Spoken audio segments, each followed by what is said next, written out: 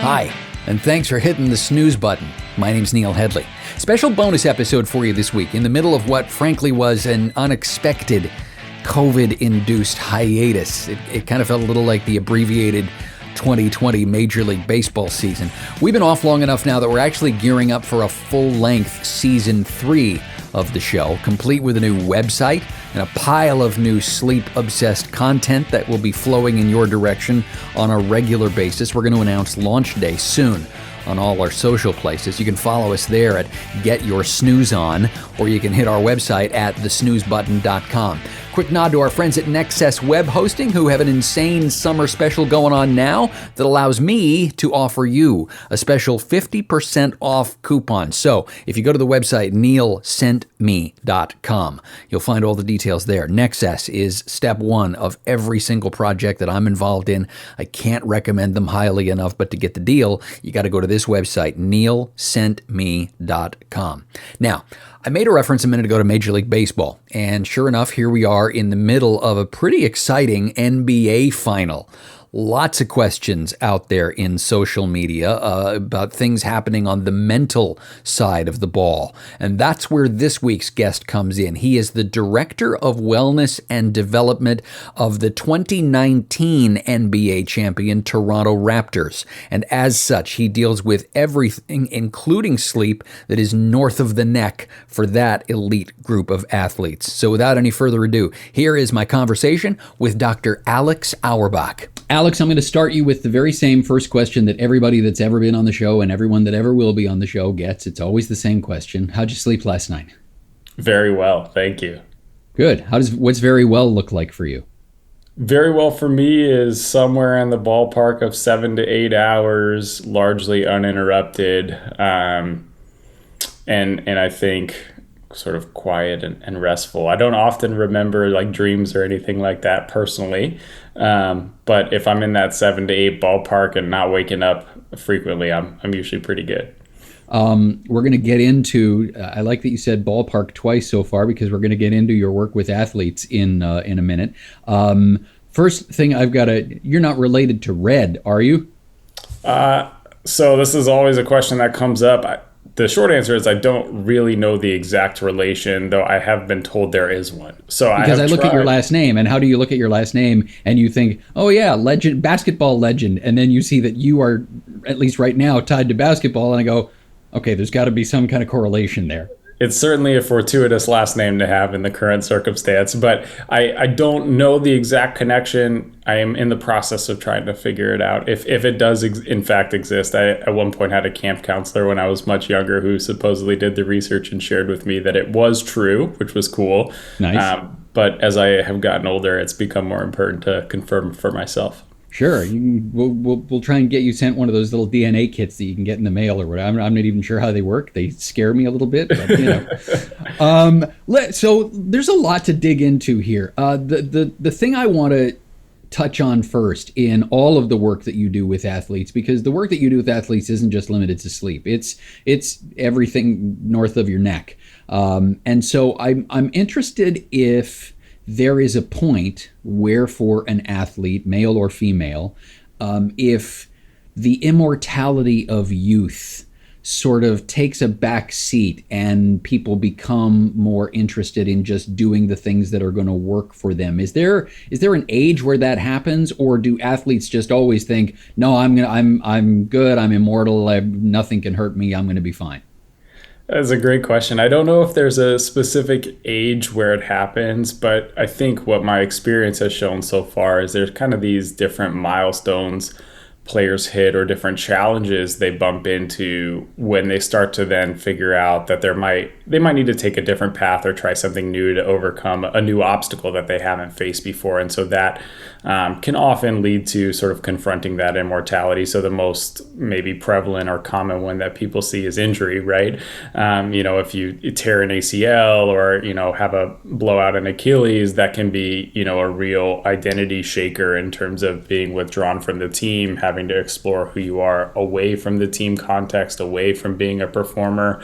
And it's sort of like an early identity crisis in a lot of ways for athletes when they're confronted with an injury. But I think other sorts of obstacles can prompt the same kind of thoughtfulness and reflection. And then I think, there is a point as athletes age, right, that, you sort of proverbially lose a step and you have to come up with alternative ways to maintain your high performance. And so, for some athletes, that might be doubling down on the physical training or spending more time on rehab and prehab. And for some athletes, it's a greater incorporation of the mental side, learning how to rest and recover more effectively. But everyone, I think, at the elite level is looking for a way to get a competitive edge. It just sort of takes there are different stigmas or challenges that you have to navigate in each domain that also factor into that. One of the most interesting recovery stories that I can think of in the last decade, and it's pertinent to the geography that you and I are in, certainly, but it's also, I think, interesting because this was for the year that it happened, it was one of the biggest stories in sports, was Marcus Stroman from at the time from the Toronto Blue Jays, when he blew out a knee and then basically ended up coming back about a year earlier than anyone predicted he would be able to come back, and in fact was dominant almost immediately upon his return. Is that kind of drive common among elite athletes, or was he just sort of a freak of nature, with all due respect to Marcus?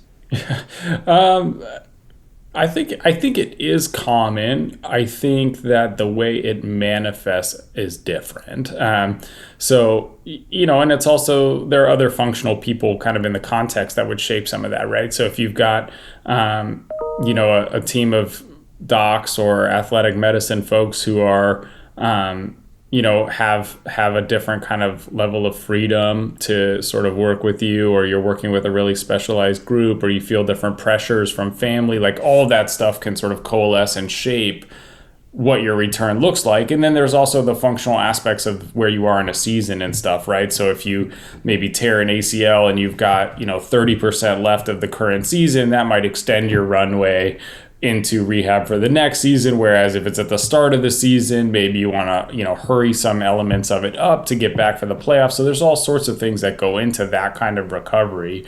But generally, I think people as a whole, and certainly elite athletes, are just driven to be the best that they can be, right? But how that manifests and how people deal with the different obstacles they hit, like an injury, is certainly different. And so you do find that some athletes will respond to an injury with kind of that increased sense of resolve, that motivation to respond and get back as quickly as possible. And I think some of that's shaped by the social and contextual factors I mentioned before. And then you'll have athletes who, need to take some time to sort of reflect and, it might impact in a more what we might perceive as like a negative way. I kind of think of it as more of like a little bit of a stop sign and a slow down and reflect than it is like, oh my goodness, you're, really taking this hard. It's like, well, this is just a normal part of your identity development, and adversity affects people differently. And so here we are. How often does that stop sign not appear right away? You know what I mean? Does the drive ever get in the way in your experience? Are there people who don't take to the "you just need to rest" message right out of the gate, and that ends up getting in the way?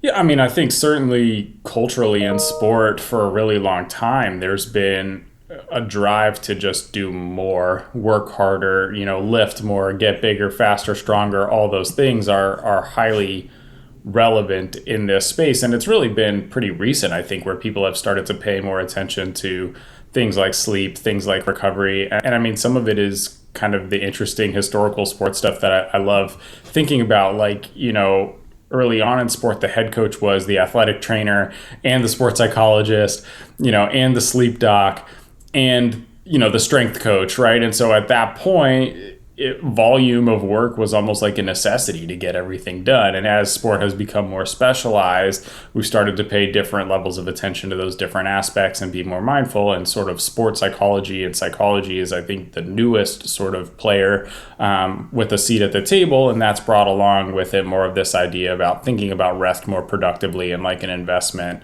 than maybe historically. And so I think culturally some of that's changing a little bit right now. But I think generally, as a society, I think, at least in American culture where a lot of sport resides, that I'm used to, there is just a premium placed on working more and working harder, and often more is kind of in conflict with rest. This is sort of related to one of the first questions that I asked, but to me, contextually different. Is it easier to convince, a 35-year-old player that rest is more important than it is a rookie because the 35-year-old is maybe now looking for ways to extend their career? Yeah, I think the simple answer is yes. I think, the reasoning might be extending their career, but there's also like energy differences and stuff too, right? If you're a rookie who's just joined the league and you're maybe playing 3 or 4 minutes a game, there might be motivation to go work out after the game or show up and do two-a-days or do something differently, or do more work than there would be for the veteran who's in his 30s who played 35 minutes, and so on top of the age factor and the body wear factor, there's also the differences in how much time has been played, what's gone into the performance, those kinds of things that factor in. But I do think as athletes mature generally, maybe it's less a function of static age number and more a function of just developmental player maturity and time in the league. I do think there starts to be an increased premium on things like rest or recovery. And I think, not necessarily always rest and recovery in terms of like completely off your feet, not doing anything, but rest and recovery in terms of some of the active things we think about too, like a mindfulness or prehab or, stretching, Pilates, yoga, these different things that, help the body and mind heal and recover, but might also involve some movement or some more active doing of stuff. It's interesting too. You look at different players, and I'll go back to, because I started thinking about Marcus Stroman, I started thinking about baseball players. So let me jump over to baseball for a second, and maybe even tie in a couple of other sports. You look at, for example, a Tom Brady, whose training regimen is ridiculous, and you look at Tom Brady and you go, that guy right there is a finely tuned athlete. And you look at some other players like, I start thinking about legendary baseball players, John Kruk and stuff like that, who look like they just put down 3 cheeseburgers before they picked up the bat and walked out onto the field, and so I think people sometimes look at that and they go, okay, maybe it's not all in the training, maybe it's not all in the, how do you explain, for example, to a player, or even justify the difference between the two different types of apparently high performance athletes?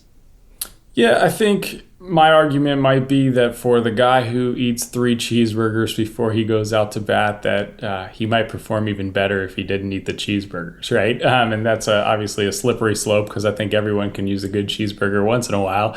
But I think, what Tom Brady has done, if we're using him as the example that's spectacular, is I think he's really gone out of his way to max out every dimension of his performance and preparation. And so maybe that's made him or contributed to how elite he is. I think a lot of us would, in the performance side, would look at that as kind of a model of what someone maxing out really looks like. And a lot of the way I think about this stuff is just odds of putting yourself in a position to be successful. So a lot of sport is luck too, right? And so if you're a guy like Tom Brady, what you've done by training that way is you've basically controlled all of the odds that you can control and put yourself in the best position to be successful, knowing that you really can't control the other 21 guys on the field completely when you're on the field. And so I think, the players who are not doing that, doesn't mean that you can't be successful. It just may mean that you're leaving more up to chance than you need to. And so that's where I think you could start to have some of those conversations, which is, it's not necessarily that doing all of these things that Tom Brady does means you're going to be the next Tom Brady, but I would argue that it does increase your odds of being a successful performer.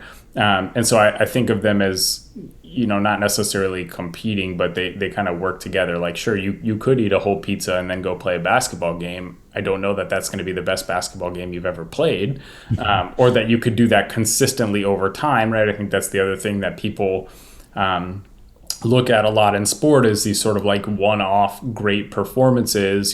Kobe scores 81 or Brett Favre after the passing of his father. And those are players who, we admire those performances, but they're consistently also overperforming or outperforming everybody else. And I think a lot of that is what we should pay maybe more attention to. That's the stuff that's more interesting to me, is how do you kind of get to and maintain that high performance versus looking at these peak performances. And so I think as you start to work with players on thinking about consistent high performance versus how do you just kind of get through the day to day, hoping that you hit a peak performance once in a while, I think you could start to make progress on some of that stuff.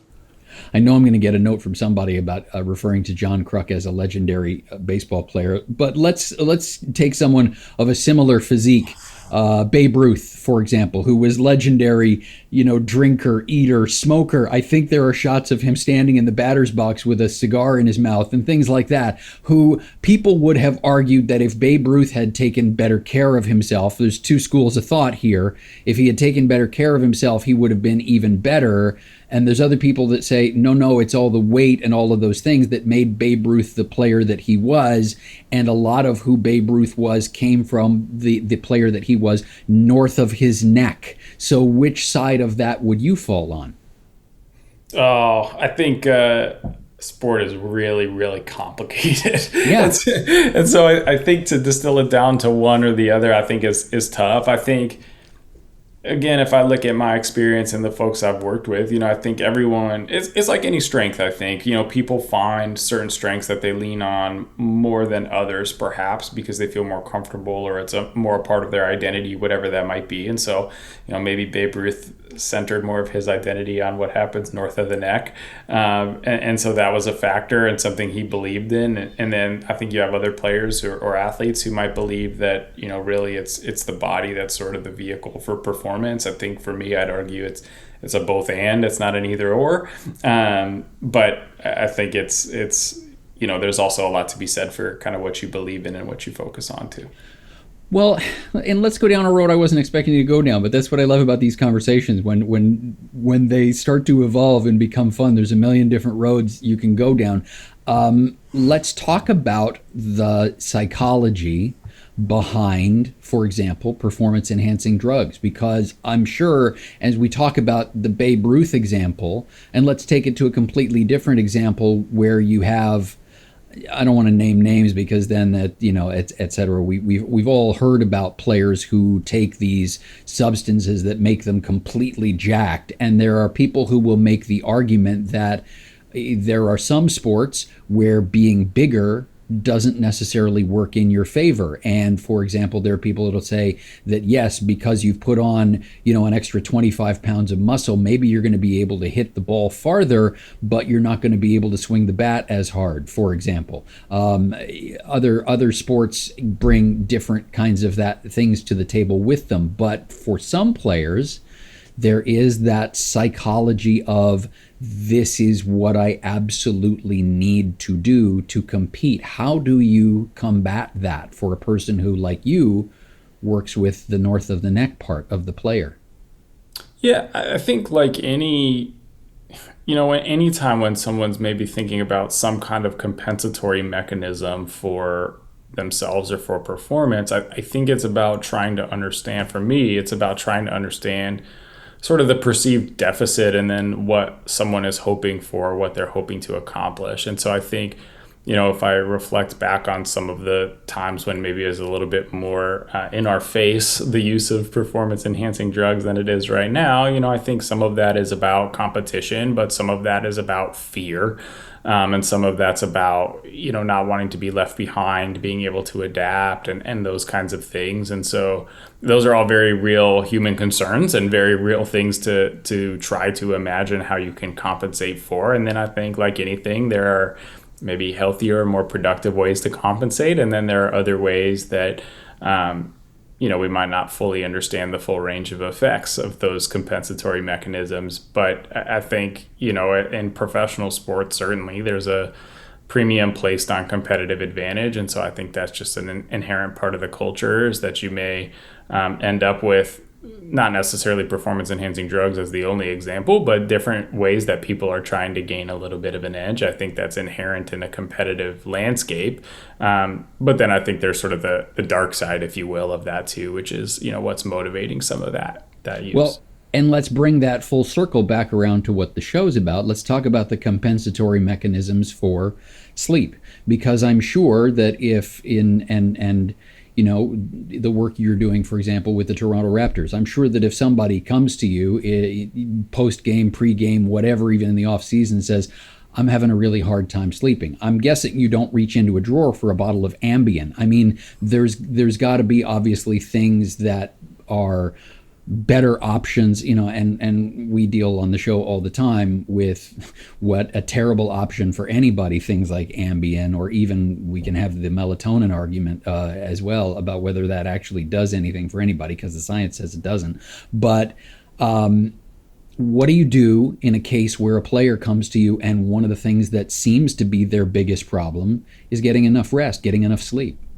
Yeah, I think great question. And I'm glad you're raising this, because this is very common. And even before I was with the Raptors, when I was still working in college athletics, this is, a concern that players and athletes tend to lead off with, because it's a huge part of how they're functioning, and it's a huge part of their world. And so I think the first thing is to just examine, the normal kind of barriers that we find in this age group to sleep, right? So things like, how late are you using your phone? How late are you playing video games? How late are you watching television? What does that look like? What are you doing before bed? What kinds of activities are you involved in when you're having, when you want to go to bed? Like if you're, out until 2:30 in the morning, and then you want to try to go to bed at 2:45, like it's just going to be harder, right? And so, start to look at some of the real behavioral things that are going on that we might be able to address, and really sort of highlighting or focusing on anything that might sort of increase arousal or move us away from sleep. So I think using your cell phone is a great one, but, particularly like social media, if you're scrolling through Twitter or Instagram and reading all these comments that people are making about your most recent performance, good, bad, or the otherwise, right? Like that's a little bit of a stimulator for people, and it's something that sort of increases arousal. And so we want to look at that specifically, and then try to just make, subtle changes and marginal improvements. I think I try to come at it from kind of a scientist perspective, and running little experiments like, hey, let's try this one thing and see how that goes. And I think there are sort of, the normal sleep hygiene things you could do with people that you've had folks on the show who are much more competent than I am in that area, and probably can give a much better overview of what that looks like than I could. But I try to bring some of that stuff in, but I think oftentimes, you just have to start with something. And so it's looking for those little places of intervention as a starting point, and then monitoring progress and seeing what we can refine from there. One thing, and it's interesting that you point to some of the other people who've been on the show that can talk about other aspects of sleep, but there is one that I want to zero in on with you, is an acute sleep problem. For example, rather than someone who has chronic sleep issues, and this may be beyond the scope of anything that you've ever dealt with, but I have a hunch it's not. Let me create a hypothetical scenario for you. And because you work with a team that has, the players have rings. And so this is something I think you can speak to in particular. Hypothetical, it's game 7 tomorrow, and you're in that starting 5. And is there something you can do to combat the voices, the adrenaline, the everything else that's going on? Or have you even gotten a call? Maybe, I don't even know if this ever happens, but I envision if I'm like you and game 7 is tomorrow, I'm waiting for the phone to ring at 11 o'clock, 12 o'clock in the morning from somebody who's having some kind of issue that's preventing them from getting rest, preventing them from getting to sleep, and they're worried about what their performance is going to be like because of it. Does that ever happen? And if it does, then what? Yeah, so I think to me, where we might steer wrong to start is only thinking about it as this isolated incident, right? I've been thinking a lot about this since we first connected. And I think actually the preparation for the Game 7 sleep starts in the preseason, the same way that preparation for Game 7 starts in the preseason. And I think a lot of that is if you've built, if you think of sleep from a behavioral perspective and pairing your bed with sleep and all those things that come with, some of the CBTI stuff and kind of retraining, I think if you practice good sleep behaviors leading up to Game 7, that ultimately those good sleep behaviors should play a big part in how you sleep the night before the big game. And that doesn't mean that the pressure or circumstances aren't different, but I think there is real, that kind of behavioral pattern is a real mental skill. And so, I think like anything in that circumstance, it's sort of helping people lean on the fundamentals of what usually helps them sleep well. It's trying to combat some of the things that typically interfere with good sleep, right? Like ruminative thinking and stuff that might, we might all expect to go on the night before any big performance, whether it's game 7 or a big meeting, right? We're all up thinking about how it's going to go and that kind of stuff. And so I think the more we can sort of detach from that and, practice that, kind of keeping it in perspective, not getting hooked by the ruminating, stepping back, relaxing, accepting, being, trying to sort of go through the process that we would go through in preparation for any performance. It's like going through the process of preparation for great sleep. And then I think the final thing is one I've taken from one of your other guests, Dr. Grandner, but it's a nugget I've stored for forever, is, I think one simple way to start to move the needle in some of these smaller things is to reframe sleep as an investment in that performance. And so, I think one of the things that maybe underlies that kind of not sleeping before the big game is sometimes a feeling of not being prepared, right? Or not doing everything that you could have done, or sort of going down the rabbit hole in the mental checklist of, is there anything I missed? Or what about this? Or what about that? And I think, simply reframing sleep as an investment in tomorrow's performance, knowing that if you sleep well tonight, that's actually going to help you deal with those novel circumstances tomorrow. You don't need to plan for it all right now, right? It's more about being prepared to take on whatever comes up tomorrow, and you'll be better positioned to do that with a well-rested body and mind. That subtle nudge, I think, can go a long way. And so those would be some of the things that I would be thinking about, and how I might be approaching that. And then it becomes, if you've done the sleep preparation work from preseason, then this is like anything, like any other game. It's just like getting ready for any other game. And I think, rightfully so, perhaps, maybe fans and media and sort of public perception will say that this game is more important. And I think internally, sometimes we might even say, there's more weight placed on a game 7, right? Because your season may end or whatever. You can be the champion or not be the champion. But ultimately, the game is still 48 minutes long. You have the same, 2 sets of 5 players out on the court. You're running the same offense. You're running the same defense. Yeah, you're going to have some changes and all that stuff. But we're not really doing anything novel, right? And these players are all incredible experts and elite performers in that particular domain. And so trust your training and trust your preparation and trust that you are ready for this moment, sort of independently from all of those other sort of narratives that could be out there. And so I think if you prepare that way, you can help yourself a lot with that game 7 sleep. I talk sometimes about a study that Ravi Alada did from Northwestern University, where Ravi studied 40 years of baseball statistics, and he was looking in particular at jet lag and the impact that it had. He wanted to dig down and see if there was a statistic somewhere that could demonstrate that jet lag had an impact on performance. And the one thing that he found, and it was a, pardon the pun, slam dunk, was that a jet-lagged pitcher would cough up more home runs. Is there any, and that was the only stat that seemed to be impacted, was if you are a pitcher who is jet lagged, you will give up more home runs. Not necessarily more runs in general. You'll just cough up or more hits or anything like that, more walks. Nope, home runs. It was the only thing that was impacted by that. First of all, do you know if there's a similar study that's ever been done of basketball players? If there's something that, because to me, basketball moves because it moves so much faster than baseball does. To me, cognition is an incredibly important piece of a basketball player's day-to-day experience. And, we go back to the very first episode of the show we ever did with Adrian Owen, where we talked about the impact that sleep can have on cognition. Do you see any signs? Is there anything you can see in a player while they're out on the court, or statistically or anything like that points you in the direction of, I think we need to examine how much rest they're getting? Yeah, so there was an article that came out not too long ago. It was more of like a naturalistic study, examining the differences in performance between the bubble and the regular season from last year, because the bubble obviously had no travel, it had a number of advantages in terms of rest. And so they did sort of find, I think the way they described it was that actually home court advantage might be more a function of not traveling than anything else. And, there are different effects going west to east versus east to west and those sorts of things.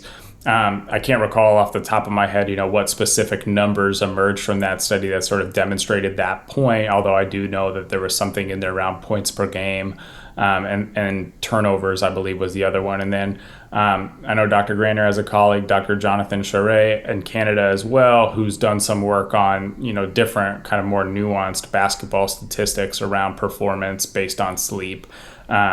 And again, off the top of my head, couldn't rattle off to you the different stats that would be involved in that, but I know he's done some work on that, and I think that's noteworthy also. And then I think, to answer the second part of your question in terms of behavioral stuff, I think the cognition element is important. I think so. I do look for things like decision making. I do look for things like, paying attention in the game, right? And you can sort of spot, if you watch close enough, from my angle, you can see moments where players sort of check in, check out, or lose focus and make what we would call sort of mental mistakes. Though I don't have any like real data on my end to say, well, actually the mental mistakes are more or less, at any given point. But sure. The other thing I look for, less cognitive is emotion regulation, because that's another element we know that's affected a lot by sleep too. And so, I pay close attention to how the players are emotionally processing the game and processing the normal sort of ups and downs and frustrations of performance. Because like you're saying, basketball is a very fluid game and things change a lot over the course of 48 minutes.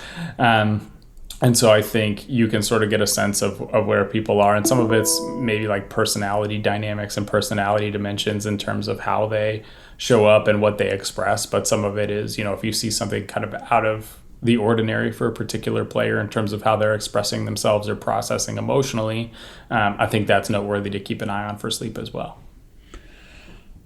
I'm interested.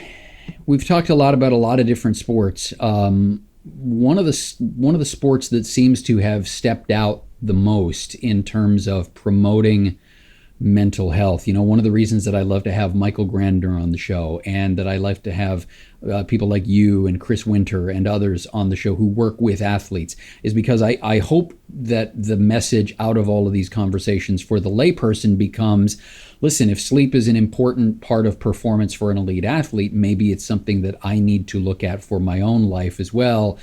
Just because I don't swing a bat or bounce a ball for a living, maybe my work in my office or at my factory or whatever it is, maybe that work can be enhanced. Maybe my overall health can be enhanced just by getting better rest. The NFL, I feel like, has done an amazing job lately of pushing forth this idea to the general public that mental health is important. I'm reminded of the TV commercial that's out there where you've got one of the players saying it's okay to not be okay.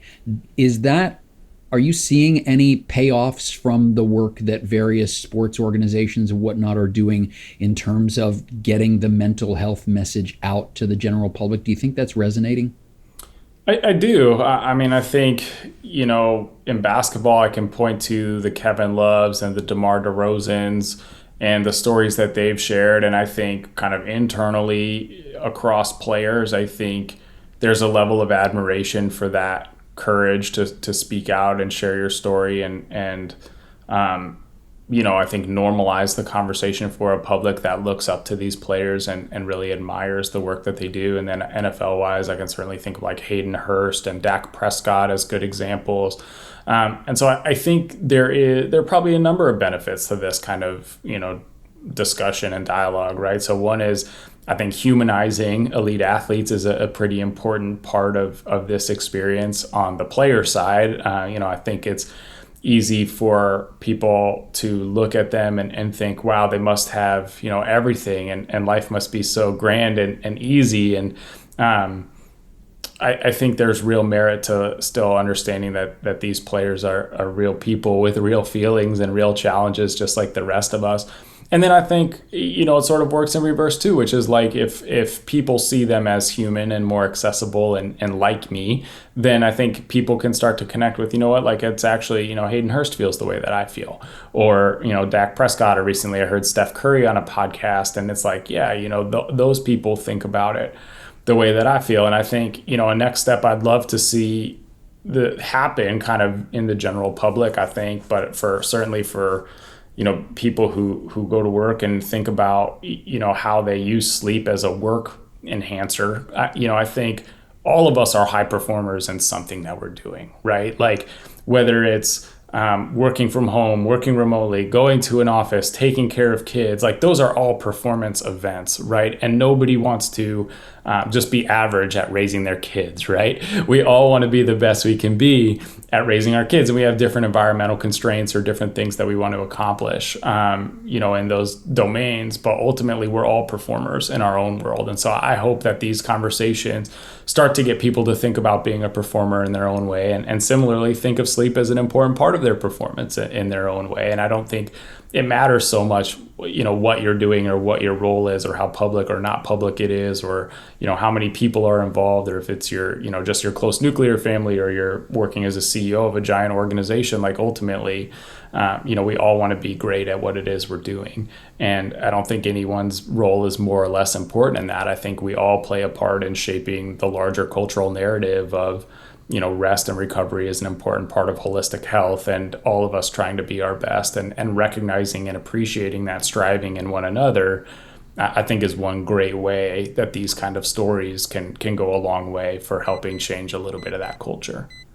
The team slogan is "We the North," but heave the North of their necks. Alex, thanks for making room for this in your day today. I appreciate it. Thanks so much for having me. It was fun. There you go, Dr. Alex Auerbach, the Director of Wellness and Development for the 2019 NBA champion Toronto Raptors. The video episode of that one's going to be coming out soon on our YouTube channel, which you can find along with tons of other episodes, and soon a completely new website when you go to thesnoozebutton.com. Remember to visit neilsentme.com for insane savings on the same web hosting infrastructure that's at the heart of everything I do. Until we get together again in a few weeks, my name's Neil Headley. Hey, get some sleep, would you?